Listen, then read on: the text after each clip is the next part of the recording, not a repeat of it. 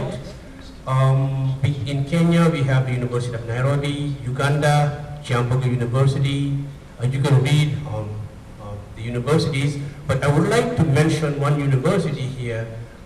It is in Mozambique, Universidade Aberta, and I think that I have some colleagues that are present in here. Those are part of this project. It's just to give you an idea of how complex this kind of project would be, because we have Francophone countries like Senegal and Madagascar. We have Mozambique, which is a Portuguese-speaking country, and we do have Kenya, Tanzania, etc., which are Anglophone-speaking countries. These are the countries that are part of the project. You can see Senegal, extreme east of Africa, west of Africa, and all of the other countries are in Eastern Africa. One of the component of the project, it is a capacity building project, and its purpose is to enable the universities to be able to do distance education themselves using e-learning. And one of the main purposes that we are installing open distance and e-learning centers. And one of the main purpose is there are physical hubs where university staff can come, develop content, and do other things. And we have the list of the functions of the audio centers. And this project is very advanced. Actually, we are going to launch all these centers by December, by the end of December. I don't know if you can see clearly this picture. It is an example of a distance learning center we have installed at the University of Nairobi. As you can see, there are computers, but also there is an element you can see here at the bottom. This is a power generator. I'm not sure how electricity is reliable here in Brazil, but in Africa it is a problem. If you want to do e-learning, most of the time you need to have a power generator to back up because of unreliable power. We have the ABU Capacity Enhancement Program. This program, what we do through this program is to train university staff in three main skills. Content development, how to develop content from, for instance, traditional courses. If an instructor in mathematics used to teach mathematics for 30 years, how to help this instructor put online his courses. This is what we call content development. The second is management and finance and financing of distance education. It requires different type of leadership and different skills. So we have that course. And then also we have technology and delivery, learning management system, and so on.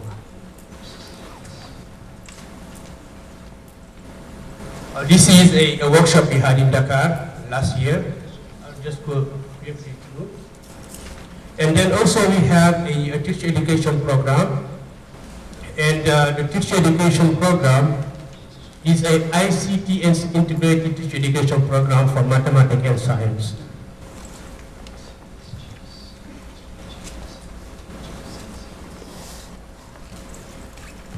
We have developed up to now 73 modules, and those modules are in mathematics, in chemistry, in biology.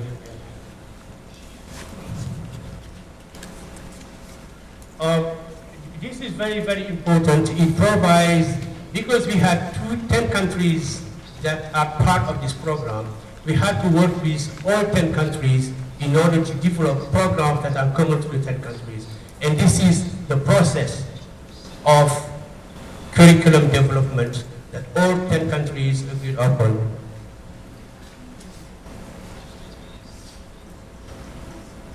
One of the major problems we are facing in this program is translation, because we had about 200 authors, writers, writing the content from the 10 countries. And each author writes in his or her language. We have some of the modules that are written in English, some of the modules that are written in Portuguese, and some of them are written in French, but we need to have all 73 modules available in 3 languages. And I had to write to my colleague, Professor Lito, to help me to find for translators in Portuguese. We looked for them for about 2 years, we couldn't find, and thanks to him, we were able to find some translators from Brazil. Thank you very much.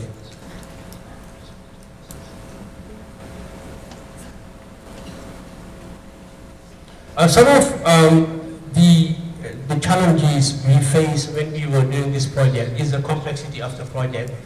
Obviously, different education systems. When I listened to our colleague from the Ministry of Education, he was focused in Brazil, and it looked very, not simple, not to say complex. But imagine I work with, in this project, with 10 ministries of education, 10 different countries, 10 different education systems, different culture, different languages, and I had to deal with all of them in order to achieve it. It's tremendously challenging, but we have to do it.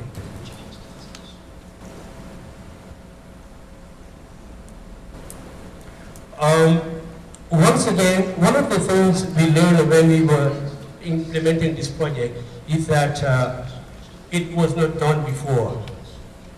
So we have to work to come up with a conceptual framework on how to lay down and how to do this project.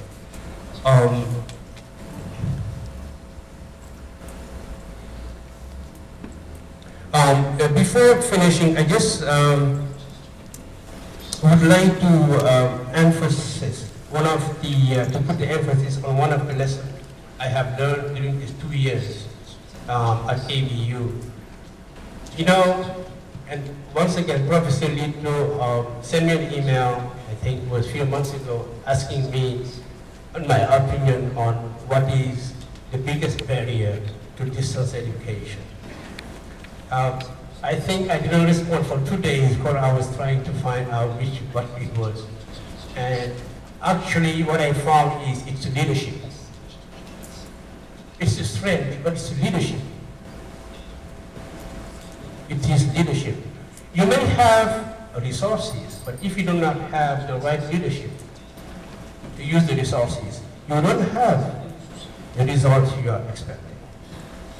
And we require different type of leadership in this. Political leadership, it's extremely important. There is nothing we can do if there is no political will. And the second type of leadership is academic leadership. But what type of academic leadership? And finally, I think that it's very important to have skills, managerial skills in how to manage distance education, particularly e-learning, which is